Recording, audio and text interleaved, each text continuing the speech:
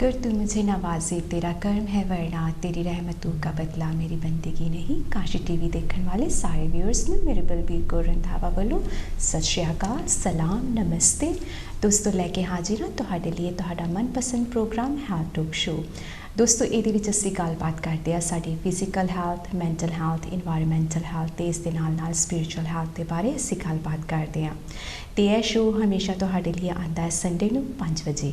ਸੋ ਦੋਸਤੋ ਇਸ ਵਾਰ ਦੇ ਸ਼ੋ ਦੇ ਵਿੱਚ ਇੱਕ ਸਪੈਸ਼ਲ ਗੈਸਟ ਤੁਹਾਡੇ ਲਈ ਲੈ ਕੇ ਆਏ ਹਾਂ ਜੋ ਕਿ ਸੈਂਡਵਲ ਐਂਡ ਬਰਮਿੰਗਮ ਹਸਪੀਟਲ ਦੇ ਵਿੱਚ ਨੀ ਐਂਡ ਨੀ ਰਿਪਲੇਸਮੈਂਟ ਸਰਜਨ ਵੀ ਨੇ ਤੇ ਅੱਜ ਉਹਨਾਂ ਕੋਲੋਂ ਅਸੀਂ ਜਾਣਕਾਰੀ ਲਾਂਗੇ ਨੀ ਰਿਪਲੇਸਮੈਂਟ ਦੇ ਬਾਰੇ ਤੇ ਇਹਦੇ ਵਿੱਚ ਅਸੀਂ ਕਵਰ ਅਪ ਕਰਾਂਗੇ ਕਿ ਨੀ ਰਿਪਲੇਸਮੈਂਟ ਕਿੱਦਾਂ परफॉर्म की जाती है, किन्ना लोगों को इसकी ज़रूरत होंदी है तो रिकवरी एंड ट्रीटमेंट किस तरीके दे नाल होंदी है। सो सब तो पहले मैं इंट्रोड्यूस करावांगी डॉक्टर प्रकाश जो कि सैंडवल एंड बर्मिंगम हॉस्पिटल तो अज काशी टीवी के माध्यम तो सानू अज नी रिप्लेसमेंट की इन्फॉर्मेशन देने वास्ते आए हैं। So doctor Prakash welcome to Kashi TV. Thank you so much for coming. आपका बहुत बहुत स्वागत है काशी टीवी पर। Thank you very much. Nice to be here. That's so nice. I know you've been here as you told me कि आप पहले भी यहाँ पर आ चुके हैं, पर मैं चाहूँगी थोड़ा सा आप अपने बारे में बताएं। आप इस सर्जरी की लाइन में किस तरीके से आए, कहाँ से आप हैं, थोड़ा सा अपने बारे में बताएं हमारे व्यूअर्स जो आपको नहीं जानते। मैं ओरिजिनली तो हिंदुस्तान का ही हूँ जी और मैंने अपनी मेडिकल की एजुकेशन की है पटना में। आप लोग तो जानते हैं पटना साहिब गुरु गोविंद सिंह का बर्थ प्लेस है और सारे लोगों के लिए, सारे हिंदुस्तानियों के लिए ये एक बहुत ही पायस, बहुत ही पवित्र जगह मानी जाती है। तो मैं खुश नसीब हूँ कि मैं पटना का हूँ। पटना में मैंने MBBS की पढ़ाई की अपनी मेडिकल की और उसके बाद 1993 में मैं इस कंट्री में आया। यहाँ पर आने के बाद मैंने अपनी ऑर्थोपेडिक्स की ट्रेनिंग शुरू की, धीरे धीरे कंसल्टेंट के पोस्ट तक पहुँचा और पिछले 20 साल से मैं कंसल्टेंट हूँ। मेरी स्पेशल इंटरेस्ट है नीज़ में, घुटनों में और साथ में स्पोर्ट्स इंजरी। ख़ास करके मेरी जो इंटरेस्ट है वो है कि घुटनों को कैसे बचाया जा सके। घुटने के रिप्लेसमेंट लोग सोचते हैं कि बहुत बड़ी ऑपरेशन है, ऑपरेशन बड़ी ज़रूर है, लेकिन उसमें ऐसी कोई ख़ासियत नहीं है। वो करने को बहुत सारे सर्जन कर सकते हैं, लेकिन नी को बचाने वाली ऑपरेशन है उसके तरीके बहुत कम होते हैं। और मैं चाहता हूँ कि अगर मेरे तरफ से अगर कुछ आपको अगर हेल्प मिल जाए जिससे आप अपनी नी को बचा सकें, या अगर नी रिप्लेसमेंट की भी अगर ज़रूरत हो तो उसमें आपको क्या करना चाहिए, तो it will be a very good thing for me. मैं बहुत खुश हूँ अगर मैं आपकी मदद कर सकूँ तो। डॉक्टर प्रकाश आपने बताया कि आपका जन्म पटना में हुआ, बहुत गर्व की बात है। आई फील रियली प्राउड कि आपका जन्म इतने पवित्र स्थान में हुआ।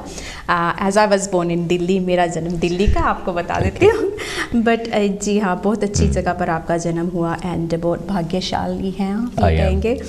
एंड स्पेशली हम तब ज़्यादा भाग्यशाली हो जाते हैं जब हम दूसरों के लिए काम करते हैं। एंड स्पेशली कहते हैं कि डॉक्टर जो उनसा एक दूसरा भगवान होता है। तो आप मैं ये कहूँगी कि जो लोगों की मदद करते हैं, जो अच्छे कर्म करते हैं, वो भगवान का दूसरा नाम कहा जाता है और इस पर आप पूरे खरे उतरते हैं। जैसे कि मैंने बताया कि आप लोगों की बहुत मदद करते हैं एंड आप क्लिनिक्स बहुत करते हैं, प्राइवेट या आप नॉर्मल क्लिनिक जो उनसे वहाँ पर जितनी मदद हो सके वो करते हैं। तो आज मैंने इसीलिए आपको बुलाया कि हम जो उनसे अपने एशियन कम्युनिटी को जानकारी दे सकें जो अपनी रिप्लेसमेंट होती है अपनी नी की, क्योंकि हमारे लोग काफ़ी घबरा जाते हैं, स्पेशली एशियन कम्युनिटी में जो उनसे एक घबराहट भी है। कहीं पर कई लोग तो होते हैं कि करवाना चाहते हैं कि हमारा जल्द से जल्द नी रिप्लेसमेंट हो जाए, वहीं पर कई लोग ऐसे होते हैं जो घबराते हैं कि हमारा ना हो, हम नहीं करवाना चाहते, जिन्हें काफ़ी ज़रूरत होती है। बट आज उसी मुद्दे पर हम बात करेंगे कि सबसे पहले मैं ये जानना चाहूँगी आपसे कि नी रिप्लेसमेंट होता क्या है, व्हाट इज़ नी रिप्लेसमेंट? बहुत अच्छा सवाल है। नी रिप्लेसमेंट होता है कि जैसे ये एक नी का मॉडल है, घुटने का मॉडल है और आप इसमें देख रहे हैं कि सामने में नी कैप है और ये हड्डी ऐसे दोनों साइड में जाती है, नीचे से एक हड्डी आती है, बीच में कुशन रहती है। ये नेचुरल, ये भगवान की देन है। ये आप बॉर्न हुए हैं इन चीज़ों के साथ में।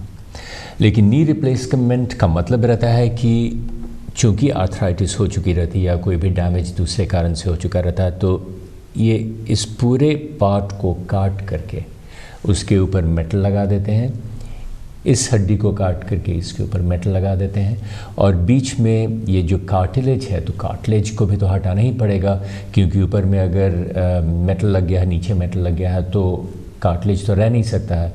तो यहाँ पे एक प्लास्टिक लगाते हैं। तो आपको समझने के लिए मैंने ये चीज़ें भी लाई हैं। जैसे आप ये सोच लें कि ये नी रिप्लेसमेंट की एक्चुअल मेटल है, ये यहाँ पर ऐसे लगेगी और नीचे में जो हड्डी है ये ऐसे लगेगी। तो नी रिप्लेसमेंट ऐसी हो जाती है, आपकी अपनी हड्डियाँ अपने कार्टिलेजेस को हटा करके, लेकिन ये जो लिगामेंट्स हैं साइड में वो बरकरार रहते हैं, और सामने का जो एक्सटेंसर मैकेनिज़्म है वो भी हम मेंटेन करते हैं। ओके, सो ये तो बात होगी कि जब हम रिप्लेसमेंट करते हैं सर्जरी, पर किन लोगों को ज़रूरत पड़ती है कि नी रिप्लेसमेंट सर्जरी करवाने की? नी रिप्लेसमेंट कराना कभी भी एसेंशियल नहीं है। ऐसा नहीं है कि एकदम बिल्कुल आपको कराना ही कराना है, लेकिन कराने की ज़रूरत तब पड़ती है जब पेशेंट्स हमारे पास आते हैं, मरीज़ हमारे पास आते हैं, बोलते हैं डॉक्टर साहब मेरे घुटनों में इतनी ज़्यादा तकलीफ़ है, इतनी ज़्यादा आर्थराइटिस हो गई है कि अब मुझसे चला नहीं जा रहा है। तो फिर उनको तकलीफ़ से राहत दिलाने के लिए हम लोगों को नी रिप्लेसमेंट करनी पड़ती है।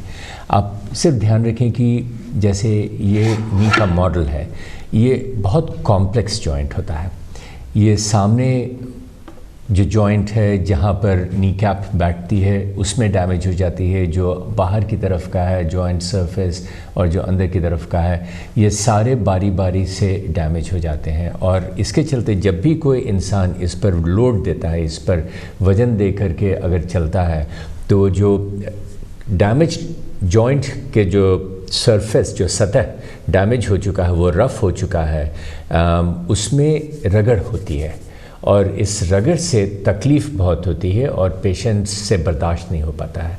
दवाओं से गोलियों से काम नहीं चलता है, इंजेक्शन से काम नहीं चलता है, फिजियोथेरेपी से नहीं चलता है। तो फिर उन पेशेंट्स को जब और कोई चारा नहीं बचता है तो हम उनके नी रिप्लेसमेंट करते हैं। सो बेसिकली जो उनसे और ज़रिए अपनाने के बाद पहले ट्राई की जाती है कि उनसे बेहतर हो जाए, अगर ना हो तो फिर नी रिप्लेसमेंट की ज़रूरत पड़ती है। So type of knee replacement कौन कौन सी कितने टाइप की ये होती है नीज कौन सी होती है? कई कहते हैं 2 टाइप की, कई 3 की है, तो आज हम आपसे जानना चाहेंगे कितने टाइप्स की होती है। देखिए, अगर टेक्निकली अगर आप जानना चाहेंगे कि कितने टाइप और कितने कॉम्बिनेशंस होते हैं, तो किसी नी रिप्लेसमेंट में 15,000 टाइप के होते हैं। ओह माय गॉड, ये तो पहली बार लेकिन आम जनता के लिए जो हमारे श्रोता सुन रहे हैं, देख रहे हैं हमें, उनके लिए आप सिर्फ समझिए कि 2 तरह की हैं। एक तो है कि फुल नी रिप्लेसमेंट की, जो पूरा जॉइंट है, पूरा सरफेस है, पूरे जॉइंट को हम रिप्लेस कर देते हैं और इस तरह की बना देते हैं। तो ये सबसे कॉमन है, लोग बहुत सालों से ये करते आ रहे हैं, पिछले 40-50 साल से करते आ रहे हैं। लेकिन इसके बाद एक और प्रोग्रेस हुआ है जिसमें हम क्या करते हैं, कोशिश करते हैं कि आपकी अपनी कुदरती जो चीज़ है, जो ऊपर ने रब ने आपको दी है, उसको अगर हम बचा सकें, तो उसको बचाने के लिए अगर पॉसिबल, अगर संभव हो, तो हम क्या करते हैं कि जैसे सबसे ज़्यादातर डैमेज होती है अंदर की तरफ में, बाहर की तरफ में भी डैमेज होती है, बाहर की तरफ या सामने की तरफ में भी, लेकिन सबसे ज़्यादा डैमेज होती है अंदर की तरफ में। तो हम क्या करते हैं कि अंदर वाली पोर्शन को सिर्फ रिप्लेस करते हैं और सामने वाली चीज़ को बचा लेते हैं और इधर बाहर वाली चीज़ को बचा लेते हैं। और इससे क्या होता है कि जो पेशेंट के सिस्टम को, जो शरीर को जो शॉक लगता है वो कम हो जाता है, हड्डियां कम काटनी पड़ती हैं, खून जो बहता है ऑपरेशन के बाद वो कम बहता है क्योंकि हड्डियां कम कटी हैं, जो सॉफ्ट टिश्यूज़ काटे मैंने अंदर जाने के लिए वो कम काटना पड़ता है।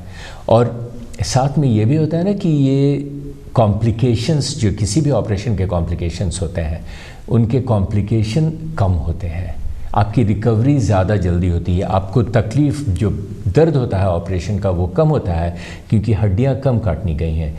लेकिन इस बात का ध्यान रखना पड़ेगा आपको कि हर कोई सूटेबल नहीं है इस पार्शियल नी के लिए। अगर चारों तरफ अगर डैमेज अगर हो गई है तब तो आपको तो पूरी नी रिप्लेसमेंट करनी ही पड़ेगी, पूरी करनी पड़ेगी। लेकिन अगर सर्जन देख लेता है कि बचा सकते हैं और सिर्फ ये अंदर वाली पोर्शन की रिप्लेसमेंट या बाहर वाली पोर्शन की रिप्लेसमेंट से काम चल जाता है तो वो ज़्यादा बेहतर है। सो दो मेनली ऑप्शन होते हैं, वो भी वो कईयों के लिए ठीक रहते हैं, कईयों के नहीं, कईयों को पूरी ही रिप्लेसमेंट करानी पड़ती है और कईयों को आधी हो सकती है। तो वो कैसे पता लगता है भी ये जो उनसे इन लोगों को सूटेबल है ये सर्जरी के लिए? वो क्या आप स्कैन करते हैं, किस जरिए से, कौन कौन से जरियों से आपको पता लगता है? उनके तरीके सबसे पहले तो हैं कि पेशेंट जब हमारे सामने चल के आते हैं तो उनके पेशेंट के लेग्स के जो पैर हैं उनका शेप से पता चलता है, क्योंकि ज़्यादातर लोग क्या होते हैं ना कि वो उनकी पैर ऐसे मुड़ जाती है तो देखते हैं कि इधर मुड़ गया है पैर और बाहर की तरफ में इंटैक्ट है, तो वो हमारा पहला इंडिकेशन रहता है। फिर कोई भी पेशेंट अगर हमारे पास आता है क्लिनिक में तो पहले तो हम उनकी हिस्ट्री लेते हैं और साथ में एग्ज़ामिन करते हैं, उनको जांच करते हैं, अपने हाथ से जांच करते हैं और उनके सामने वाले पोर्शन को और बाहर वाले पोर्शन को हम जांच करके देखते हैं कि वो सही है या नहीं। अगर लगता है सही है तो इनके एक्सरेज स्पेशल व्यूज़ करने पड़ते हैं जिसमें कि पता चल जाए कि अंदर की भी डैमेज कितनी है, बाहर की कितनी है और सामने की कितनी है। और एक्सरेज के बाद बहुत बार होता है कि हमें एमआरआई स्कैन कराना पड़ता है, लेकिन एमआरआई स्कैन ज़रूरी नहीं है, एसेंशियल नहीं है। फाइनल डिसीजन तभी लेते हैं हम जब हम ऑपरेशन टेबल पर मरीज़ को रखते हैं। हम जब घुटने को, नी जॉइंट को खोलते हैं और उस वक्त जो हम देखते हैं अगर लगता है कि नहीं पार्शियल नी से अगर काम चलेगा तो वो हम करते हैं, अगर लगता है कि अगर पार्शियल नी से काम नहीं चलेगा क्योंकि बहुत ज़्यादा डैमेज, तो फिर हम टोटल नहीं करते हैं। पेशेंट को हम अपने मरीज़ों को पहले से बता करके रखते हैं कि जो डिसीजन है, जो फाइनल डिसीजन है वो ऑपरेशन के ही वक्त लिया जाएगा। Which is very important thing, क्योंकि कई बार होता है कि पेशेंट सोचता है कि मेरी पूरी ही नी की रिप्लेसमेंट होती है, पर उनको एक राहत मिल जाती है जब ये कहा जाता है कि हो सकता है कि आपका ऐसा भी हो कि हाफ करना पड़े, जिससे कि वो रिलीफ हो जाते हैं कि शायद ऐसा हो सकता है हमारे साथ, जो कि आपने बताया। So it's very important information कि ज़रूरी नहीं है कि आपका नी रिप्लेसमेंट फुली हो, जैसे कि डॉक्टर प्रकाश ने बताया, हो सकता है कि हाफ करना पड़े, पर जब आप ऑपरेशन थिएटर में जाएंगे तभी ये इन्फॉर्मेशन उनको पता लगती है कि आपका किस तरीके से उन्होंने ऑपरेशन करना, हाफ होगा या पूरा आपको रिप्लेसमेंट करना पड़ेगा। सो डॉक्टर प्रकाश, आपके देखने में तो आपने बहुत पेशेंट्स के इलाज किए हैं, बहुत सर्जरी कर चुके हैं, 20 साल आपका तजुर्बा हो गया सर्जरी में, तो आपको क्या लगता है हमारी जो उनसे एशियन कम्युनिटी है उनमें ये ज़्यादा घबराहट होती है नी रिप्लेसमेंट की, कि आपको लगता है कि वो पहले से प्रिपेयर होते हैं कि हमारे रिश्तेदारों में ऑलरेडी हो चुका है तो ठीक है मेरा भी हो रहा है, डजंट रियली मैटर, या हमारी कम्युनिटी में ये प्रॉब्लम ज़्यादा बढ़ रही है? आपके इस सवाल का मैं जवाब दूंगा, लेकिन पिछला सवाल था आपका उसके बारे में मैं एक चीज़ और कहना चाहूँगा कि हर एक नी सर्जन पार्शियल नी रिप्लेसमेंट नहीं करता है। तो आप लोगों को जब क्लिनिक में देखा जाता है, किसी आप सर्जन के साथ आपकी अपॉइंटमेंट होती है, आप उनसे ये पहले पूछना कि आप पार्शियल नी रिप्लेसमेंट करते हो या नहीं, और अगर वो कहते हैं कि नहीं मैं पार्शियल नी रिप्लेसमेंट करता ही नहीं हूँ, तो फिर आप ये पूछ सकते हैं कि आप मुझे किसी ऐसे सर्जन के पास भेज सकते हैं जो पार्शियल नी करते हैं या नहीं। क्योंकि अगर शुरुआत ही अगर नहीं होती, अगर जिस सर्जन को आप मिल रहे हैं वो करते ही नहीं हैं, तो वो तो आपकी तो फुल नी रिप्लेसमेंट कर देंगे। इसलिए आप इस बात का ध्यान रखना। ये तो बहुत बड़ी इन्फॉर्मेशन आपने दी है, क्योंकि कई हमारे जो उनसे व्यूअर हम शो कि उनमें से 90% लोगों को ये बात नहीं पता। बिल्कुल। कि तो जो डॉक्टर प्रकाश ने हमें ये इन्फॉर्मेशन दी है कि बहुत ज़्यादा इम्पोर्टेंट चीज़ है कि जब आपने नी रिप्लेसमेंट करवाना है तो जिस सर्जन से आप बातचीत करते हैं, जिनसे आपकी मुलाकात होती है, उसको पता होना चाहिए कि आपके पास क्या ऑप्शन है। जब आपको अपने ऑप्शंस पता होंगे तो आप एक राइट सर्जन चूज़ कर सकते हैं, जो कि आजकल हमें NHS से भी अपॉर्चुनिटी मिल जाती है, या फिर हम प्राइवेट भी अगर जाना चाहें तो वहाँ पर भी हमें ये अपॉर्चुनिटी होती है कि हम अपना इलाज किस तरीके से करवाना चाहते हैं। और हमारे पास एक वैल्यूएबल इंफॉर्मेशन है कि अगर हम अपने किसी भी अंग को बचा सकते हैं तो इससे बड़ी और कोई बात नहीं होगी, क्योंकि ये that's a very big information. So ये नहीं है कि हमारा नी जब ख़राब हो गया कि पूरा रिप्लेसमेंट कराना, उसका हाफ भी हो सकता है, जो कि आप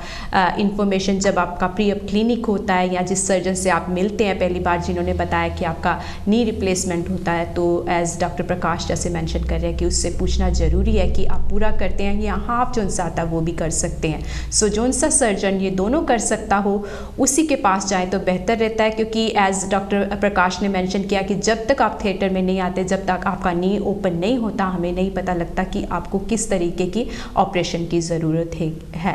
सो ये इंफॉर्मेशन जो सी है अगर आप आज रिसीव कर रहे हैं, तो जिनके ऑपरेशन होने हैं उनको भी ये ऑपरेशन की इंफॉर्मेशन ज़रूर दें ताकि उनका भी फ़ायदा हो। And we don't want to lose any part of our जो सा बॉडी है, उसका जितनी भी हम बचा सकते हैं वो बचानी चाहिए। सो डॉक्टर प्रकाश बहुत बहुत शुक्रिया, ये मुझे भी बात आज पता लगी आपसे। सो आई एम रियली ग्लैड कि ये इन्फॉर्मेशन हम और भी जगह पर शेयर कर सकते हैं। एंड अब मैं चलूँगी यही कि जो सा हमारे प्रिपेयरिंग फॉर नी रिप्लेसमेंट की सर्जरी के लिए जो उनसे हमारे बुज़ुर्ग है, स्पेशली जो उनसा काशी टीवी है, काफ़ी बुज़ुर्ग लोग देखते हैं। एंड एज वी नो कि रिसर्च के दौरान कि 60 से ऊपर एंड 80 के बीच में ज़्यादा नी रिप्लेसमेंट होती हैं, तो उनके बारे में आप क्या कहना चाहेंगे? वो कैसे अपने आप को प्रिपेयर कर सकते हैं नी सर्जरी के लिए? आपने इसके पहले पूछा था कि हमारे अपने लोग हैं वो घबराते हैं। ये वाला क्वेश्चन तो मैं भूल गई। आप मुझे याद है। जी। तो हमारे जो हिंदुस्तान या हमारे साउथ एशिया के जो लोग रहते हैं जी, हम लोगों में नी डैमेज होना ज़्यादा कॉमन रहता है। अगर आप यहाँ के गोरों को अगर आप देखें तो उनकी हिप ज़्यादा डैमेज होती है, और हमारे हिंदुस्तानी, पंजाबी, बिहारी, गुजराती इन लोगों को देखें तो हमारी नी ज़्यादा डैमेज होती है, हिप कम डैमेज होती है। क्यों होती है ये हमें नहीं मालूम है। तो आप कभी भी गुरुद्वारे में जाएंगे तो आप देखेंगे कि बहुत सारे लोगों को नी रिप्लेसमेंट की हुई है और ज़्यादातर को तो फुल नी रिप्लेसमेंट की हुई रहती है। तो बहुत सारे हमारे जो मरीज़ आते हैं वो घबराते हैं। वो कुछ तो आते हैं कहते हैं कि नहीं डॉक्टर साहब मुझे बहुत तकलीफ़ है, आप मेरी नी रिप्लेसमेंट कर दो, लेकिन बहुत घबराते हैं। बोलते हैं कि मैंने अपने दोस्त को देखा, मैंने अपने रिश्तेदार को देखा, चाचा को देखो, जिसको भी देखा, और उनकी नी रिप्लेसमेंट अच्छी नहीं रही जी, तो इससे वो घबराते हैं। तो अगर आप स्टैटिस्टिक्स देखें, और मैं स्टैटिस्टिक्स की बात करूँगा कि अगर आप 100 लोगों की नी रिप्लेसमेंट करते हैं तो उसमें से 4 या 5% को कॉम्प्लिकेशन होनी ही है, आप बचा नहीं सकते हैं।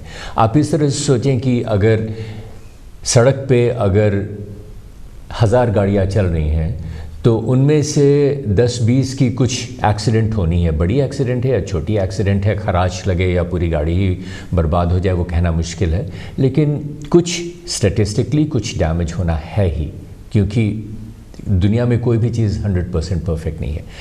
तो जो आपको देखना है कि आप 95 या 96% आप सेफ़ हैं। आपको घबराना नहीं चाहिए कि ऑपरेशन से मेरी ज़िंदगी ख़राब हो जाएगी। हो सकती है अगर आप उस 4 या 5% में अगर आप पढ़ते हैं, और कॉम्प्लिकेशन भी हो सकती है, तो ज़्यादा चांस है कि आपको कोई माइनर कॉम्प्लिकेशन हो। बहुत तरह की कॉम्प्लिकेशन होती है, मैं उसके बारे में नहीं बात करूंगा क्योंकि ये बहुत टेक्निकल बात हो जाएंगी, लेकिन ज़्यादातर लोगों को कॉम्प्लिकेशन नहीं होती है और ज़्यादातर लोग हैप्पी फील करते हैं, खुश फील करते हैं क्योंकि ऑपरेशन हो गई है और जो रफ़ सरफेस थी जॉइंट की उसका इलाज हो गया है। अगर ये ऑपरेशन सक्सेसफुल नहीं होता तो फिर हम इसको करते ही क्यों? हम लोग एक्स्ट्रा मेहनत कर रहे हैं, बड़ी बड़ी इम्प्लांट्स लगा रहे हैं, पेशेंट को रख रहे हैं, दवाएं दे रहे हैं, किस लिए? इसलिए तो नहीं क्योंकि हमारे पास कोई औजार है और हमें औजार यूज़ करना है, इसलिए नहीं करते हैं, क्योंकि मेहनत तो हमें सर्जन्स को भी करना पड़ता है, और हम जो भी करते हैं पेशेंट की भलाई के लिए करते हैं। आप इस तरह से सोचिए ना कि कोई भी आप टैबलेट भी अगर खाते हैं तो उसमें भी 0.1% को तो कॉम्प्लिकेशन रिएक्शन हो सकती है, एलर्जी हो सकती है। तो दुनिया में कोई भी चीज़ 100% परफेक्ट नहीं है, तो उस 0.1% के लिए आपको घबराना नहीं चाहिए क्योंकि ज़्यादातर लोगों को फ़ायदा होगा। बहुत बढ़िया बात। As all things you are saying doctor Prakash, बहुत स्ट्रेट फॉरवर्ड है। हमारे व्यूअर्स जो उनसे एकदम I think straightaway understand करेंगे जो आप बात बताने की कोशिश कर रहे हैं। सो 95% तो आपको फ़ायदा है नी रिप्लेसमेंट में। अगर डॉक्टर आपको मेंशन करता है, सर्जन कहता है कि आपको इसकी ज़रूरत है, तो आई थिंक करवाना चाहिए। एंड डॉक्टर वैसे तो किसी से कहेंगे नहीं कि सर्जरी करवा लो, it's very expensive is well to do it, NHS के लिए भी। बट अगर आपको कहा जाता है, उसका मेन रीज़न होता है कि आपकी मोबिलिटी जो सी है बैक टू नॉर्मल आ जाए, आप अपनी डेली लाइफ जो सी है बैक टू नॉर्मल कर सके। सो जो सी आपको समस्या दिन में होती है या रात को सोने के वक्त नी की वजह से होती है, वो प्रॉब्लम्स जो सी है आपकी सोल्व हो सके। सो इस वजह से अगर आपको रेकमेंड करते हैं सर्जन कि आप कोई और उपचार नहीं है और फिजियोथेरेपी भी करा कर देख लिया, स्टेरॉयड भी जो से वो भी यूज़ करके देख लिए, तो आपका ऑप्शन अगर यही बचता है तो आप फिर भी सोच सकते हैं थोड़ा टाइम लेकर। बट ये है कि जितना टाइम लेंगे उतना ज़्यादा it's getting worse, is in it doctor Prakash? वो वर्स भी होता है और तकलीफ़ तो आप ही को हो रही है ना, तकलीफ़ तो आप ही को हो रही है। अगर आपको आज नहीं ऑपरेशन कराना है, 1 साल के बाद ऑपरेशन कराना है, तो ऑपरेशन तो आपको कराना ही है। आपकी बॉडी तो 1 साल और पुरानी हो गई, तो कॉम्प्लिकेशन के चांसेस भी बढ़ जाते हैं। और आपको 1 साल जो तकलीफ़ आपने सही आर्थराइटिस के चलते, उसका आपको क्या फ़ायदा हुआ?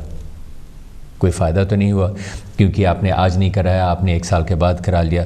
तो मेरा ये कहना है कि ठीक है, किसी भी ऑपरेशन से, किसी भी बड़ी चीज़, अननोन क्वांटिटी को फेस करने में आदमी को डर तो लगता ही है। मुझे भी डर लगेगा, लेकिन अगर मुझे लगता है कि एक तरफ से मुझे तकलीफ़ है और कोई मुझे बता रहा है कि हाँ तकलीफ़ का निवारण हो सकता है, तो आप रब पर भरोसा रखें, आप डॉक्टर पर भरोसा रखें और आप ऑपरेशन करा लें, घबराएं नहीं। Very good. सो जो उनसे डिसाइड कर लेते हैं, आई एम श्योर कि हमारे जो उनसे काफ़ी व्यूअर्स थे वो जानना चाहते थे कि हमें और इन्फॉर्मेशन मिले नी रिप्लेसमेंट के बारे, ताकि हम अपने आप को प्रिपेयर कर लें। क्योंकि कोरोना वायरस के टाइम पर कई लोगों के जो उनसे हैं ऑपरेशन नहीं हो पाए थे, एंड कई काफ़ी डर रहे थे कि अब हमें इन्फेक्शन का ज़्यादा खतरा बढ़ गया है, they don't want it to go. But अब इस मोड पर काफ़ी हमारे जो उनसे व्यूअर्स हैं वो चाहते हैं कि हमारी सर्जरी हो जाए, पर अभी भी उनके मन में एक भय सा पड़ा हुआ है कि कहीं हमें कोरोना वायरस के करके इन्फेक्शन का ज़्यादा खतरा तो नहीं होगा?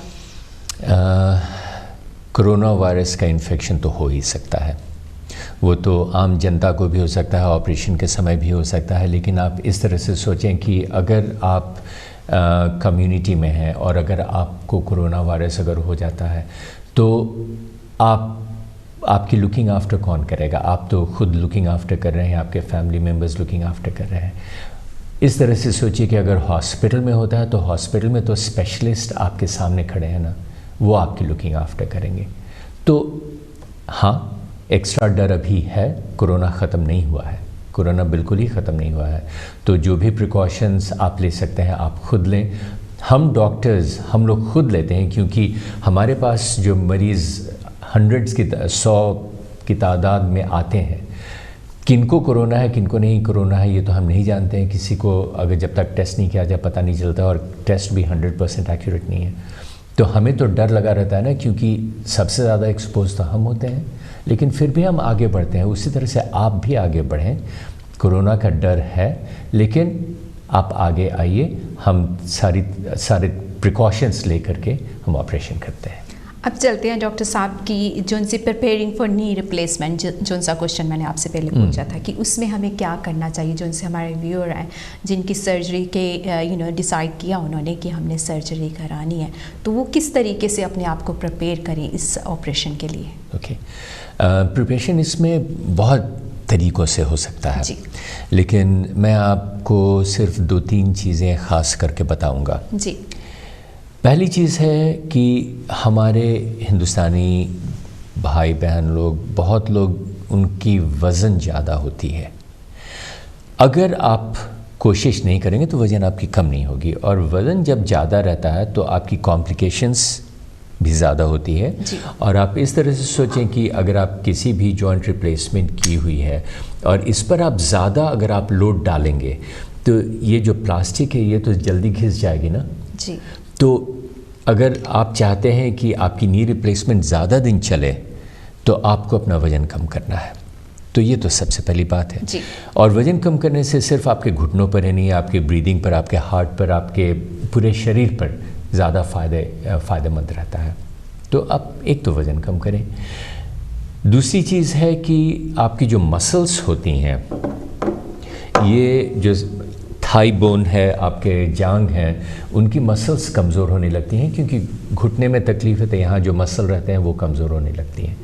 तो आप एक्सरसाइज करके इन मसल्स को आप मज़बूत रखें। अगर मज़बूत नहीं रखेंगे तो ये आपके घुटने को कैसे कंट्रोल करेंगे अच्छी तरह से? आप चल नहीं सकेंगे क्योंकि ऑपरेशन के चलते ये मसल और कमज़ोर हो जाते हैं।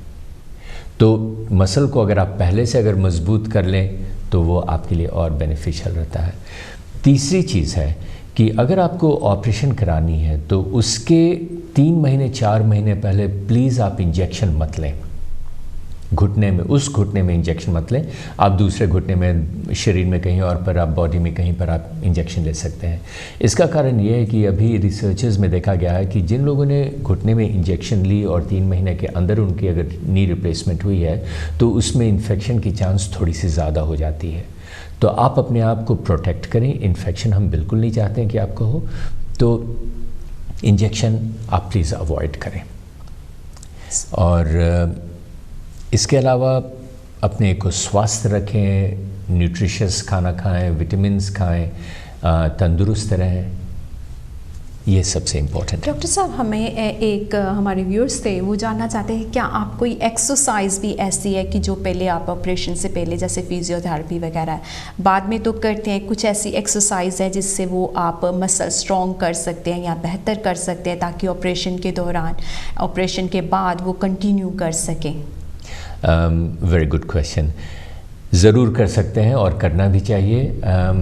यहाँ पर अभी मैं आपको डिमॉन्स्ट्रेट नहीं कर सकूँगा कि कैसे करना है क्योंकि फिर मुझे खड़े होकर के वो सामान वगैरह भी नहीं है और किस तरह से डिमॉन्स्ट्रेशन करनी होगी वो नहीं कर पाऊँगा। लेकिन आप फिज़ियोथेरेपिस्ट से ज़रूर बात करें मसल स्ट्रेंथनिंग की। और दूसरे कि हमारे बहुत सारे श्रोता आजकल इंटरनेट सावी हो गए हैं, वो इंटरनेट पे, यूट्यूब पे जा कर के चीज़ें देख सकते हैं। तो अगर वो ये देख लें कि थाई की जो मसल है, अगर उसके स्ट्रेंथनिंग के एक्सरसाइजेज अगर वो देख लेते हैं तो उस पर बहुत सारे वीडियो मिलेंगे जिसको कि वो फॉलो कर सकते हैं, वीडियो को टीवी पर चला करके और ख़ुद एक्सरसाइज उसके साथ करें। तो ये सिंपल तरीके में मैं आपको यही एडवाइस करूँगा। सो डॉक्टर प्रकाश ने जिदा सानू दस्या हैगा कि ਜਿਹੜੇ ਸਾਡੇ व्यूअर्स ने ਜਿਹੜੇ जिन्होंने नहीं पता लगा तो दसदी भी जेकर ਤੁਹਾਡੀ लैंगुएज ਜਿਹੜੀ ਹੈਗੀ ਹੈ दूसरी हैगी है, ਤੁਸੀਂ ਆਪਣੇ ਬੱਚਿਆਂ ਨੂੰ, ਆਪਣੇ ਬੇਟਾ ਬੇਟੀ ਨੂੰ ਦੱਸ ਸਕਦੇ ਹੋ ਤੇ ਉਹ YouTube ਜਾਂ ਕੁਝ ਐਸੇ ਜਰੀਏ ਦੇ ਨਾਲ ਤੁਹਾਨੂੰ ਉਹ ਐਕਸਰਸਾਈਜ਼ ਦੱਸ ਸਕਦੇ ਨੇ ਜੋ ਰეკਮੈਂਡ ਕੀਤੀ ਜਾਂਦੀ ਹੈ ਆਪਰੇਸ਼ਨ ਜਦੋਂ ਹੁੰਦਾ ਉਸ ਤੋਂ ਪਹਿਲਾਂ ਜਿਹੜੀ ਐਕਸਰਸਾਈਜ਼ ਤੁਸੀਂ ਕਰ ਸਕਦੇ ਹੋ। ਤੇ ਕਈ ਵਾਰੀ NHS ਦੀ ਵੈਬਸਾਈਟ ਤੇ ਵੀ ਕਈ ਐਕਸਰਸਾਈਜ਼ ਜਿਹੜੀਆਂ ਹੈਗੀਆਂ ਫਿਜ਼ੀਓਥੈਰੇਪਿਸਟ ਨੇ ਡੈਮੋ करके दसिया होंदी है जी ऑपरेशन तो पहला तुसी कर सकते हो तो बाद दे विच कर सकते हो। जेकर तुहानू इंग्लिश बैरियर हैगा तो तुसी अपने बच्चों को ये इंक्लूड कर सकते हो। एंड जी वो डैमो दसिया होंदी है बहुत सिंपल तरीके दे नाल वो करके दिखा रहे होंगे तो तुसी ये एक्सरसाइज़ां नूं अपना के ते अपनी स्ट्रेंथ वधा सकते हो ऑपरेशन तो पहला। एज डॉक्टर प्रकाश ने सानू हिंदी दे विच जिहड़ी इन्फॉर्मेशन दी है वो सिंपल वर्ड्स दे विच मीनिंग हैगा। सो चलांगे हुण जानते हैं कि ऑपरेशन के दौरान होंदा की है। So what happens when they come to hospital for operation on that day? जिस दिन आप आएंगे हॉस्पिटल में उस दिन आपको कुछ नहीं करना है। आपको एक वार्ड में एडमिट करेंगे, आपके आइडेंटिटी को चेक करेंगे, ये कंफर्म करेंगे कि आप सही इंसान हो, आपकी डिटेल सारी हॉस्पिटल में अवेलेबल हैं। बहुत सारे कागज़ पर आपने दस्तखत किए हुए थे क्लिनिक में, वो कागज़ अवेलेबल रहेंगे। आपकी हेल्थ की जितने रिकॉर्ड है, आपके ब्लड टेस्ट के जितने कागज़ हैं सारे अवेलेबल रहेंगे क्योंकि जब आप ऑपरेशन के लिए आते हैं तो जो सर्जन है और जो एनेस्थेटिस्ट है जो आपको बेहोश करेंगे उनके पास पूरी इन्फॉर्मेशन होनी चाहिए क्योंकि अगर कोई भी इन्फॉर्मेशन अगर नहीं होती है तो फिर तकलीफ़ या प्रॉब्लम आप ही को हो सकती है। तो आपको कुछ नहीं करना है, ये सारी इन्फॉर्मेशन वहाँ पर वार्ड में रहेंगी। वार्ड में नर्स आपको कुछ हो सकता है गोलियां देंगी, डिपेंड करता है कि किस हॉस्पिटल में क्या प्रैक्टिस हो रही है। फिर आपके बाहर के कपड़े हटा करके हॉस्पिटल के साफ़ सुथरे गाउन और अंदर वाले कपड़े आपको दिए जाएंगे और आप कुछ नहीं करेंगे, आप अपने बिस्तर के पास बैठे रहेंगे, कुर्सी पर या बिस्तर पर बैठे रहेंगे। ऑपरेशन के पहले सवेरे सर्जन भी आएंगे आपसे बात करने और एनेस्थेटिस्ट भी आपसे आएंगे बात करने और सारी चीज़ें फिर चेक होंगी। एक चीज़ बहुत ज़रूरी है, जो डॉक्टर जो आपको आप पर ऑपरेशन करेगा वो एक कलम लाएगा जिसमें परमानेंट मार्कर इंक होती है और जिस घुटने की ऑपरेशन होनी है आपसे कंफर्म करेंगे कि क्या यही वो घुटना है, दाहिने हो या बाएं हो, उस पर एक निशान लगाएंगे जो निशान नहीं हटती है जब तक बाद में बिल्कुल अच्छी तरह से उसकी सफाई नहीं हो, इसलिए क्योंकि गलत घुटने पर ऑपरेशन ना हो जाए। और आप फिर ऑपरेशन थिएटर में आपको एक ट्रॉली पर ले जाएंगे, पोर्टर सब आएंगे ले जाएंगे और जो ऑपरेशन की प्रक्रिया है फिर उसके बाद एनेस्थीसिया की पहले होगी, उसके बाद आपको पोजीशन किया जाएगा और फिर बाद में पूरी तैयारियों के बाद आपकी ऑपरेशन होगी। डॉक्टर साहब, जैसे आपने बताया कि एनेस्थीसिया जो है कई बार होता है कि पूरा इंसान को सुलाया जाता है, इसमें कई बार हाफ सुला देते हैं, तो इसके बारे में थोड़ी सी और इन्फॉर्मेशन हमारे व्यूअर्स के साथ आप शेयर करेंगे प्लीज़। ओके। कौन सी एनेस्थीसिया आपको दी जाएगी ये एनेस्थेटिस्ट पर हम छोड़ देते हैं, क्योंकि वो आपको वही देंगे जो आपके लिए बेस्ट है, जो सबसे सर्वोत्तम है वही आपको देंगे। ज़्यादातर क्या होता है कि पीठ में एक सुई लगती है और जिससे छाती के नीचे वाली जो पोर्शन है आपके दोनों पैर वो सुन्न हो जाते हैं, आपको तकलीफ़ नहीं होती है, आप जगह रहते हैं, आप खुद से सांस लेते हैं और ये बेस्ट रहता है ज़्यादातर लोगों के लिए। बहुत लोग रहते हैं जो कहते हैं कि डॉक्टर साहब मुझे सोना है, मैं नहीं जगा रहना चाहता हूँ या चाहती हूँ, ऑपरेशन की आवाज़ें मुझे नहीं सुननी है, तो उनको क्या करते हैं कि एक हाथ में एक नीडल डालते हैं, एक सुई डालते हैं और उसमें थोड़ी सी सेडेट करने वाली दवा डाल देते हैं कि आप हल्के फुल्के जैसे कि आप नींद में रहें, सोए रहें, लेकिन जनरल एनेस्थेटिक नहीं रहती है। लेकिन आपके जनरल कंडीशन के हिसाब से बहुत लोगों को ऐसी भी ज़रूरत पड़ती है जो एनेस्थेटिस्ट कहेंगे कि नहीं, आपको आपके पीठ में जो इंजेक्शन है वो काम नहीं करेगा या आपके लिए बेहतर है कि आपको जनरल एनेस्थेटिक है चाहिए तो वो देंगे आपको।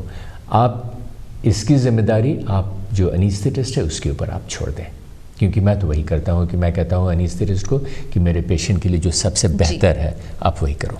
सो डॉक्टर साहब, ये तो आपने बता दिया कि एनेस्थेटिस्ट का काफ़ी बड़ा योगदान होता है, क्या वो बाद में भी जो उनसी पेन किलिंग की मैनेजमेंट है वो ही करते हैं या नर्सिस वगैरह करती हैं, उनका क्या योगदान होता है इसमें? बहुत बड़ा योगदान होता है। वो शुरू से पेशेंट के पूरे पेन कंट्रोल होने तक उनके सारे इंस्ट्रक्शंस रहते हैं। बहुत सारी चीज़ें तो हम भी करते हैं, जैसे कि ऑपरेशन के समय जब हम लोगों ने ऑपरेशन सारी कटिंग वगैरह कर ली तो लोकल एनेस्थेटिक की एक बहुत लार्ज अमाउंट, बहुत बड़ा वॉल्यूम हम पेशेंट को ऑपरेशन के समय ही दे देते हैं, अलग अलग पोर्शन में जहाँ भी कट हुई है, कि पेशेंट को कम से कम जो लोकल एनेस्थेटिक है वो पेन होने से, ज़्यादा पेन होने से बचा दें।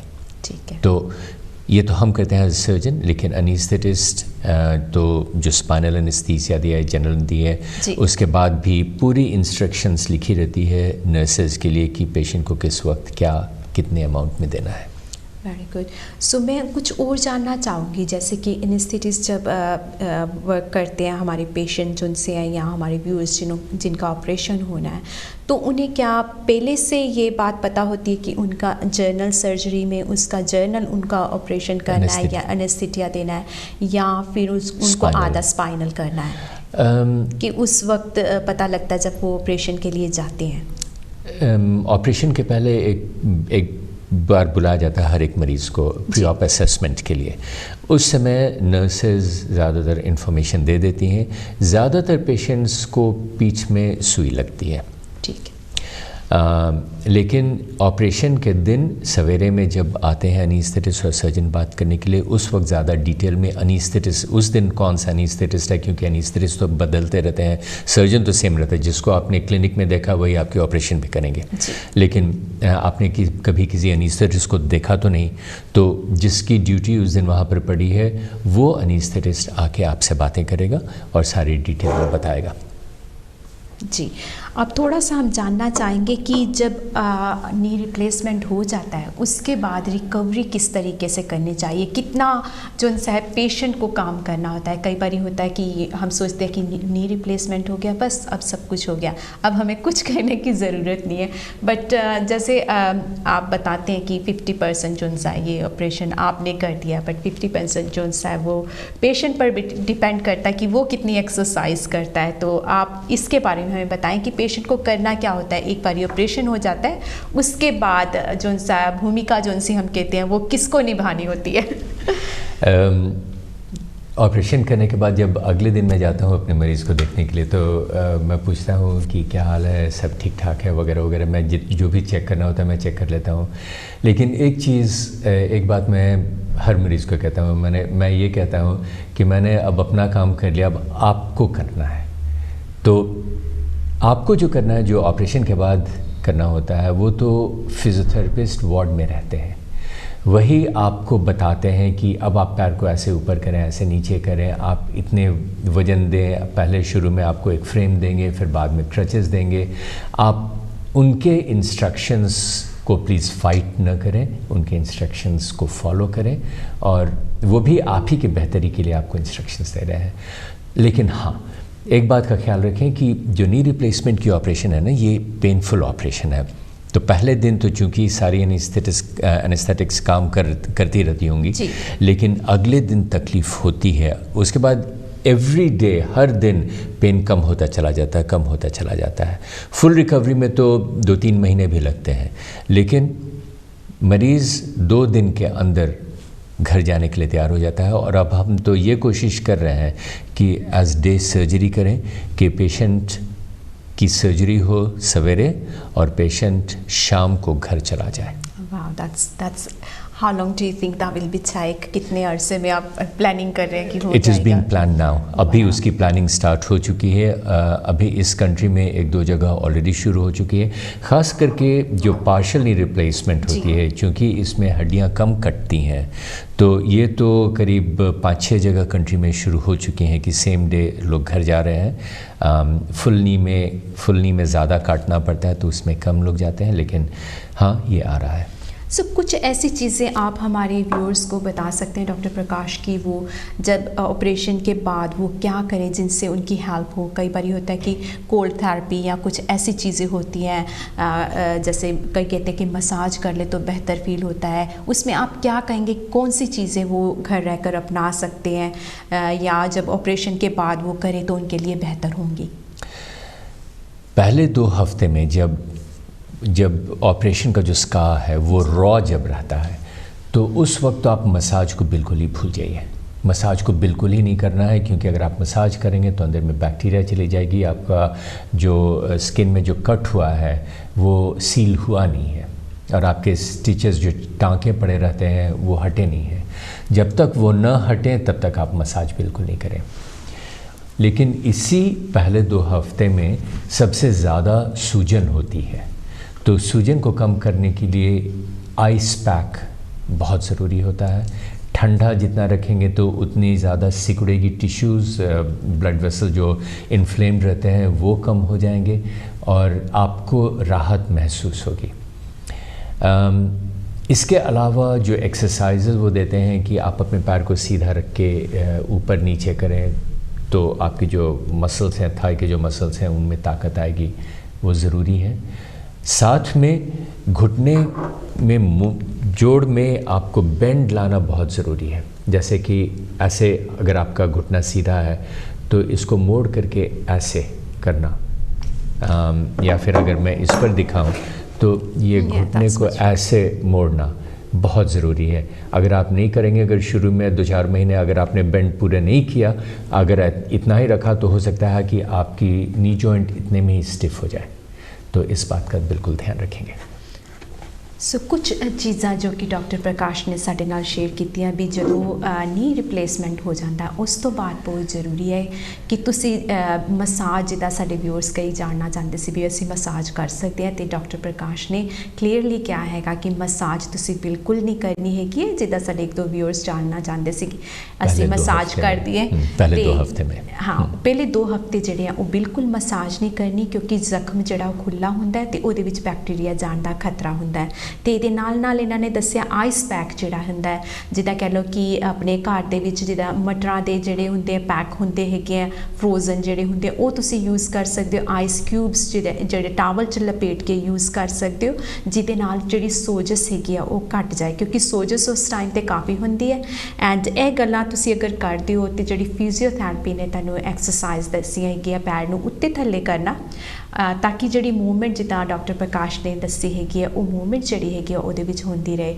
ਤੇ ਇਹਦੇ ਨਾਲ ਤੁਹਾਨੂੰ ਕਾਫੀ ਬਿਹਤਰ ਫੀਲ ਹੋਏਗਾ ਐਂਡ ਤੁਸੀਂ ਹੌਲੀ ਹੌਲੀ ਜਿਹੜੀ ਹੈਗੀ ਤੁਹਾਡੀ ਮੂਵਮੈਂਟ ਬੈਟਰ ਤੋਂ ਬੈਟਰ ਹੁੰਦੀ ਜਾਏਗੀ ਕਿਉਂਕਿ ਪਹਿਲੇ ਜਿਹੜੇ ਹੈਗਾ ਟਾਈਮ ਜਿੱਦਾਂ ਡਾਕਟਰ ਪ੍ਰਕਾਸ਼ ਨੇ ਦੱਸਿਆ ਸੀਗਾ ਕਿ ਜਿਹੜੀ ਪਹਿਲੇ ਦਿਨ ਹੈਗੀ ਆ ਉਦੋਂ ਤੇ ਤੁਹਾਡੀ ਜਿਹੜੀ ਰਿਕਵਰੀ ਲਈ ਪੇਨ ਕਿਲਰਸ ਦੇ ਤੌਰ ਤੇ ਕਾਫੀ ਇਹਨਾਂ ਨੇ ਦਵਾਈਆਂ ਦਿੱਤੀਆਂ ਹੁੰਦੀਆਂ ਪਰ ਹੌਲੀ ਹੌਲੀ ਉਹ ਦਵਾਈਆਂ ਦਾ ਅਸਰ ਘਟ ਜਾਂਦਾ ਹੈ ਤੇ ਫਿਰ ਤੁਹਾਡੀ ਬਾਡੀ ਨੂੰ ਥੋੜਾ ਫੀਲ ਜ਼ਿਆਦਾ ਹੋਣਾ ਚਾਲੂ ਹੋ ਜਾਂਦਾ ਜਿਹਦੇ ਵਿੱਚ ਸੋਜ ਇੱਕ ਪਾਰਟ ਆਫ ਇਟ ਹੈ ਸੋਜਸ ਜਿਹੜੀ ਨਜ਼ਰ ਆਉਂਦੀ ਹੈਗੀ ਹੈ ਤੇ ਅਸੀਂ ਸੋਜਸ ਨੂੰ ਵੇਖ ਕੇ ਕਾਫੀ ਘਬਰਾ ਜਾਂਦੇ ਹਾਂ ਤੇ ਇਹਦੇ 'ਚ ਘਬਰਾਉਣ ਵਾਲੀ ਗੱਲ ਨਹੀਂ ਹੈ ਕਿਉਂਕਿ ਡਾਕਟਰ ਪ੍ਰਕਾਸ਼ ਨੇ ਦੱਸਿਆ ਕਿ ਉਹ ਹੁੰਦੀ ਹੈ ਸੋਜਸ ਜਿਹੜੀ ਹੈਗੀ ਹੈ ਸੋ ਉਹਦੇ ਤੋਂ ਘਬਰਾਉਣਾ ਨਹੀਂ ਹੈ ਸਰਟਨ ਚੀਜ਼ਾਂ ਜਿਹੜੀਆਂ ਇਹਨਾਂ ਨੇ ਦੱਸੀਆਂ ਉਹਨਾਂ ਨੂੰ ਅਸੀਂ ਅਗਰ ਅਪਣਾਉਂਦੇ ਹੈਗੇ ਆ ਤੇ ਇਹਦੇ ਤੋਂ ਅਸੀਂ ਹੌਲੀ ਹੌਲੀ ਰਾਹਤ ਪਾ ਸਕਦੇ ਹੈਗੇ ਆ ਸੋ ਘਬਰਾਉਣ ਵਾਲੀ ਅਗਰ ਤੁਹਾਨੂੰ ਕੋਈ ਵੀ ਕੰਸਰਨ ਹੋਏ ਤੇ ਤੁਸੀਂ ਜਿਹੜੇ ਸਰਜਨ ਨੇ ਤੁਹਾਡੀ ਸਰਜਰੀ ਕੀਤੀ ਹੈ ਉਹਦੇ ਕੋਲੋਂ ਪੁੱਛ ਸਕਦੇ ਹੋ ਜਾਂ ਉਹਨਾਂ ਦੀ ਸੈਕਟਰੀ ਹੁੰਦੀ ਹੈ ਜਾਂ ਨਰਸਿਸ ਹੁੰਦੀ ਹੈ ਜਾਂ ਉਸ ਟਾਈਮ ਤੇ ਜੋ ਤੁਹਾਡੇ ਨੇੜੇ ਹੋਏ ਅਗਰ ਤੁਸੀਂ ਹਸਪੀਟਲ ਦੇ ਵਿੱਚੋਂ ਤੁਹਾਡਾ ਕੋਈ ਵੀ ਕੰਸਰਨ ਹੋਏ ਤੁਸੀਂ ਉਹਨਾਂ ਦੇ ਨਾਲ ਗੱਲਬਾਤ ਕਰ ਸਕਦੇ ਹੈਗੇ ਹੋ ਚੱਲਾਂਗੇ ਹੁਣ ਆਪਣੇ ਨੈਕਸਟ ਕੁਐਸਚਨ ਵੱਲ ਕਿ ਰਿਕਵਰੀ ਜਿਹੜੀ ਹੈਗੀ ਹੈ ਖਾਣ ਪੀਣ ਦਾ ਤੁਸੀਂ ਪੁੱਛ ਰਹੇ ਸੀ ਵੀ ਖਾਣ ਪੀਣ ਦੇ ਵਿੱਚ ਸਾਨੂੰ ਕੋਈ ਤਬਦੀਲੀ ਕਰਨੀ ਚਾਹੀਦੀ ਹੈ ਕਿ ਨਹੀਂ ਸੋ ਅਸੀਂ ਡਾਕਟਰ ਪ੍ਰਕਾਸ਼ ਕੋਲੋਂ ਪੁੱਛਾਂਗੇ ਕਿਉਂਕਿ ਇਹ ਹੈਗੇ ਐਕਸਪਰਟ ਕਿ ਖਾਣ ਪੀਣ ਦੇ ਵਿੱਚ what we do we need to change any food habits while we are recovering? इसमें कोई ख़ास चीज़ें आपको करनी नहीं है अगर आप हेल्दी डाइट पहले से भी लेते हैं और अगर आपकी कोई दूसरी बीमारी है जैसे अगर शुगर की बीमारी है डायबिटीज़ वगैरह अगर आप उसको कंट्रोल रखते हैं अगर विटामिन डी डेफिशिएंसी है तो अगर आप विटामिन डी पहले ही से लेते रहते हैं तो आप उन्हीं को कंटिन्यू करें हमारे इंडिया में जनरली लोगों को ये फील रहती है कि ये खाने से या हल्दी खाने से या ज़ख्म जल्दी भर जाता है जी वो वैसी बात होती नहीं है यहाँ पर ज़्यादातर लोगों की न्यूट्रिशन अच्छी रहती है आप अपने जस्ट जनरल अच्छे न्यूट्रिशन को आप मेंटेन करें ख़ास करके एक ही चीज़ मैं कहूँगा जो न करें कि बहुत ज़्यादा घी तेल ना खाएं क्योंकि उससे आपके बॉडी पर ज़्यादा ख़राब असर पड़ेगा और कैलोरीज़ बहुत ज़्यादा उनमें रहती है बहुत मीठी चीज़ें ना खाएं जस्ट नॉर्मल खाना खाएं आप बिल्कुल सही रहेंगे सो वैल बैलेंस बेसिक डाइट ਜਿਹੜੀ ਹੈ ਉਹ ਤੁਸੀਂ ਅਪਣਾਉਂਦੇ ਹੋ ਤੇ ਤੁਹਾਡੀ ਹੈਲਥ ਠੀਕ ਰਹਿੰਦੀ ਹੈ ਹੁਣ ਡਾਕਟਰ ਪ੍ਰਕਾਸ਼ ਕੋਲੋਂ ਅਸੀਂ ਜਾਣਨਾ ਚਾਹਾਂਗੇ ਕਿ ਜਿਹੜਾ ਹੈਗਾ ਨੈਸ਼ਨਲ ਜੁਆਇੰਟ ਰਜਿਸਟਰੀ ਜਿਹੜੀ ਹੈ ਕੀ ਹੁੰਦੀ ਹੈ ਜਿਹੜੇ ਸਾਡੇ ਵਿਊਅਰਸ ਜਾਣਨਾ ਚਾਹੁੰਦੇ ਸੀਗੇ वेरी इंटरेस्टिंग क्योंकि मैंने ही सोचा था कि नेशनल जॉइंट रजिस्ट्री के बारे में आप पूछेंगे नेशनल जॉइंट रजिस्ट्री एक रजिस्टर है जो इस कंट्री में इस देश में शुरू किया गया है कि हर एक जॉइंट जो अंदर डाला जाता है वो पार्शल नी हो या आधी नी हो या पूरी नी हो या हिप रिप्लेसमेंट या शोल्डर रिप्लेसमेंट हो उनकी सारी डिटेल्स उस रजिस्टर पे जाती है और वो एक सेंट्रल ऑफिस में उसको कंट्रोल करते हैं हर साल वो उसकी रिपोर्ट आती है तो ये जो रिपोर्ट है ये आप देख सकते हैं पब्लिक जो है वो देख सकती है आप देख सकते हैं कि अगर सैंडविल की बात है तो सैंडविल में कितने हिप रिप्लेसमेंट हुए कितने पार्शल नी रिप्लेसमेंट हुए कितने टोटल नी रिप्लेसमेंट हुए अगर आप सॉलिहल कंपेयर करना चाहते हैं वॉलसॉल के कंपेयर करना चाहते हैं तो आप उनको देख सकते हैं किस हॉस्पिटल में कितने सर्जन लोगों ने जॉइंट रिप्लेसमेंट ऑपरेशन किया आप उनको देख सकते हैं हर एक सर्जन का कैसा आउटकम है कॉम्प्लिकेशन का क्या रेट है आप वो कंपेयर कर सकते हैं देख सकते हैं कि एक एवरेज करके बनाते हैं कि किसी भी नेशनल एवरेज में कि किसी भी सर्जन के पेशेंट्स को कॉम्प्लिकेशंस तो होंगे ही तो वो एवरेज कैटेगरी में आते हैं या एवरेज से ज़्यादा हैं ये आप पता कर सकते हैं तो आजकल हम पेशेंट को एम्पावर कर रहे हैं। हम चाहते हैं कि आप सारी चीज़ें जानें, आप समझें और आप फिर डिसाइड करें कि आप क्या चाहते हैं, आप किस हॉस्पिटल में इलाज कराना चाहते हैं, किस सर्जन से इलाज कराना चाहते हैं, ये आपके ऊपर है। तो ये सारी इन्फॉर्मेशन आपको नेशनल जॉइंट रजिस्ट्री में मिल जाएगी और ये फ्री है। तो एक और क्वेश्चन हमारे पास है जो कि है अबाउट डिस्चार्जिंग। क्या होता है, कई हमारे व्यूअर्स हैं डॉक्टर साहब, वो कहते हैं कि हमें टाइम से पहले ही डिस्चार्ज कर दिया, हमें अभी हॉस्पिटल रहना था। तो आप क्या क्या चीज़ें देखते हैं डिस्चार्ज करने से पहले कि ये पेशेंट घर जाने के लिए ठीक है, कायम है, इसकी हेल्थ कैसी होनी चाहिए? ये कुछ बातें हमारी अगर आप व्यूअर्स को बताएं तो बहुत मेहरबानी होगी। देखिए, इसमें आपको एक बात का ध्यान रखना पड़ेगा कि हर एक इंसान अपने तरीके का इकलौता है जी। किसी का एटीट्यूड रहेगा कि नहीं, मुझे हॉस्पिटल में नहीं रहना है, मुझे घर जाना है, और हम कहते हैं कि नहीं, आप हॉस्पिटल में रुको क्योंकि आप अभी सही नहीं हो। और दूसरे साइड में ये है कि पेशेंट को हम कह रहे हैं कि नहीं, आप बिल्कुल सही हो, लेकिन पेशेंट कह रहे हैं कि मुझे अभी हॉस्पिटल में और रहना है मुझे, क्योंकि उन्हें डर लगता है। तो जैसा मैंने पहले कहा, आप इसमें जो प्रोफेशनल्स हैं उन पर आप विश्वास रखिए, क्योंकि जो भी हम कर रहे हैं हम आप ही की बेहतरी के लिए कर रहे हैं। हॉस्पिटल में ज़्यादा रहने से आपका ज़्यादा अच्छा इलाज हो जाएगा, ऐसी बात नहीं है, क्योंकि हॉस्पिटल एक अच्छी जगह नहीं है रहने के लिए। हॉस्पिटल में कॉम्प्लिकेशंस हो जाते हैं और ज़्यादा प्रॉब्लम होते हैं, क्योंकि आपके बगल के बेड पे कौन से पेशेंट हैं, उनको कौन सी इन्फेक्शन है, वो उनके लंग से कौन सी इन्फेक्शन निकल रही है, उनकी यूरिन से कौन सी इन्फेक्शन निकल रही है। तो इन सारी चीज़ों को हम देखते हैं। तो आप जहाँ भी इलाज करा रहे हैं, अगर पेशेंट, किसी भी पेशेंट को अगर डॉक्टर या फिजियोथेरेपिस्ट कह रहा है कि नहीं, अब आप उस लेवल तक आप पहुंच चुके हैं जहां पर से आप घर जा कर के खुद से मैनेज करें, तो आप उनकी बात मान लें और न कि ज़िद करें कि अगर वो कह रहे हैं कि नहीं अभी आप तैयार नहीं हैं तो नहीं, मुझे घर जाना ही है, आप वो भी मत करें।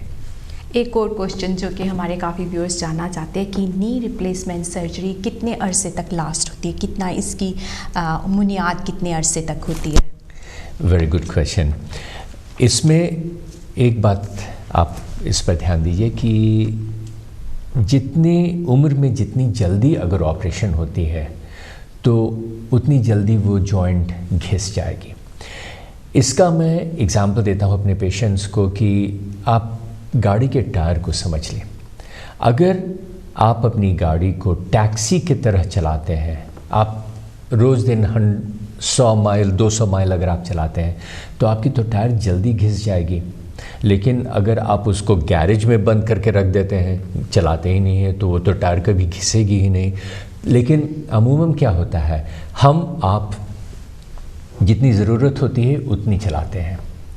तो अगर आप यंग हैं, अगर आप 40 साल के हैं, 50 साल के हैं, तो ये तो आप ज़्यादा अपने घुटने को यूज़ करेंगे ना, आप तो ज़्यादा बाहर भी जाएंगे, ज़्यादा पैदल चलेंगे, आप अपने बच्चों के साथ या ग्रैंड चिल्ड्रन के साथ आप फुटबॉल खेलेंगे, आप टेनिस खेलना चाहेंगे, तो जो ये प्लास्टिक है ये जल्दी खिंच जाएगी। Coming back to the question that आपने पूछा, तो statistically again the chance of a knee lasting 10 years कि 10 साल आपका घुटना चले, इसका चांस 95% है। आपका घुटना 20 साल लास्ट करे, इसका चांस 85% है। आपका घुटना 30 साल लास्ट करे, इसका चांस करीब 75% है। लेकिन जैसे जैसे आपकी उम्र बढ़ती जाएगी आप अपने घुटने को कम यूज़ करेंगे। ये इट इज़ अ फैक्ट, ये मैंने इसमें कोई डिस्कशन की बात नहीं थी, क्योंकि अगर आप 80 साल के हैं तो आप कम चलेंगे, अगर आप 50 साल के हैं तो आप ज़्यादा चलेंगे जी। तो जैसे जैसे आपकी उम्र बढ़ती है वैसे वैसे जॉइंट रिप्लेसमेंट के लास्ट होने की चांस और बढ़ती चली जाती है। ओके, अब एक और क्वेश्चन जो है कि ये काफ़ी हमारे व्यूअर्स जो उनसे ये भी जानना चाहते थे कि जब एक बार आप घर में आ जाते हैं, रिकवरी हो जाती है, उसके बाद कैसे पता लगे कि जो सा घुटना एडजस्ट हो गया, सब कुछ ठीक है? क्या उसके बाद उनको कॉल बैक की जाती है या ऑपरेशन के बाद जब वो घर चले जाते हैं वो आर डिस्चार्ज? नहीं, वो डिस्चार्ज नहीं होते हैं, वो डिस्चार्ज नहीं होते हैं। ऑपरेशन के बाद पहली बार हम देखते हैं 6 या 8 हफ्ते में, इसलिए देखते हैं कि हमें चेक कर लेना होता है कि सारी चीज़ें सही हैं। नी जॉइंट जो है वो सही मूव कर रहा है, जो आपकी फ्लेक्शन है वो सही है, क्योंकि बहुत बार होता है, बहुत बार नहीं, कभी कभी होता है कि हमें कुछ करना पड़ जाए, तो 6-8 हफ्ते पर हम लोग पहली बार देखते हैं। उसके बाद हमारी एक स्पेशल क्लिनिक होती है जिसको आर्थ्रोप्लास्टिक क्लिनिक हम कहते हैं, और वो एक स्पेशलिस्ट फिजियोथेरेपी रन करते हैं, क्योंकि आपको अगर ज़रूरत पड़ेगी तो सर्जन तो आपको कभी भी देख लेंगे, 2 महीने 3 महीने 4 महीने, कभी भी ज़रूरत होगी तो वो देख लेंगे। लेकिन अगर कभी ज़रूरत नहीं है तो 6 महीने पे एक स्पेशलिस्ट फिजियोथेरेपिस्ट हैं, वो आर्थ्रोप्लास्टिक क्लिनिक रन करते हैं, वो आपको देखेंगे, और 1 साल पर अगर सब कुछ सही है तो फिर हम डिस्चार्ज करते हैं। उसके बाद आपके जीपी आपको देखेंगे, अगर कुछ तकलीफ़ होगी तो जीपी हमारे पास वापस भेज सकते हैं, लेकिन हमें हॉस्पिटल आपको बुलाने की ज़रूरत नहीं होती। एक और लास्ट क्वेश्चन मैं आपसे पूछना चाहूँगी। एज स्टार्टिंग में हमने मेंशन किया था, क्योंकि नी रिप्लेसमेंट जो सी है ज़्यादातर 60 to 80 के बीच में होती है, पर कई बार यंग लोग हैं उनको भी ये ज़रूरत पड़ सकती है। कुछ ऐसा न्यू टेक्नोलॉजी या न्यू थिंग्स आ रही है जिससे हम, जो से हमारी यंगर जनरेशन है उसके भविष्य में ये कम कर सकते हैं, नी रिप्लेसमेंट ना हो, या कुछ ऐसी टेक्निक्स हम उनको बता सकते हैं जो कि फ़ायदेमंद हो? बलबीर जी इस पर 1 घंटे की डिस्कशन होनी होगी, यानी कि आप नेक्स्ट टाइम आ रहे हैं क्योंकि बहुत सारी चीज़ें हैं जो नई नई टेक्नोलॉजी आई हैं। जैसा मैंने शुरू में भी कहा कि पूरा एम्फेसिस अब हमारे मेडिकल साइंस का ये है कि आपके घुटने को, आपके नीज़ को बचा लिया जाए, ये नहीं कि नी रिप्लेसमेंट किया जाए। पहले का एटीट्यूड था कि हम कहते थे कि अगर तकलीफ़ है तो आप दवाएं खाते रहो जब तक आपकी टोटल नी रिप्लेसमेंट ना हो जाए, लेकिन वो चीज़ अब ख़त्म हो गई है। अब हम कोशिश करते हैं कि आपका घुटना बचा लिया जाए। बहुत सारी चीज़ें हैं। सो डॉक्टर प्रकाश दे नाल बहुत अच्छी आज इन्फॉर्मेशन इन्होंने शेयर की। साडे नाल नी रिप्लेसमेंट थी, but we will share next time जरूर इन्हों बुलावांगे जिथे असीं डिस्कस करांगे कि असीं जिहड़ी यंगर जनरेशन है, जिहड़ी जिन्होंने नी रिप्लेसमेंट की लोड़ पै सकती हैगी है, या असीं अपनी यंगर जनरेशन को किस तरीके दे नाल बचा सकते हैं कि उन्होंने नी रिप्लेसमेंट की जरूरत ना पे। की नवी टैक्नोलॉजी आई है ये बारे इन्हों को जानकारी देंगे। पर अज के लिए इन्हों का बहुत बहुत धन्यवाद करते हैं कि काश टीवी पर आके इन्होंने अपना कीमती टाइम सानू दिता ते साडे व्यूअर्स नू जानकारी दी। सो धन्यवाद तुहाडा, thank you so much. And ये मैं तुहाडे तो इजाजत लैनी हाँ, मिलांगी नैक्सट वीक किसी होर गैस्ट के नाल। तक के लिए मैनू दे इजाजत, जय गुरदेव।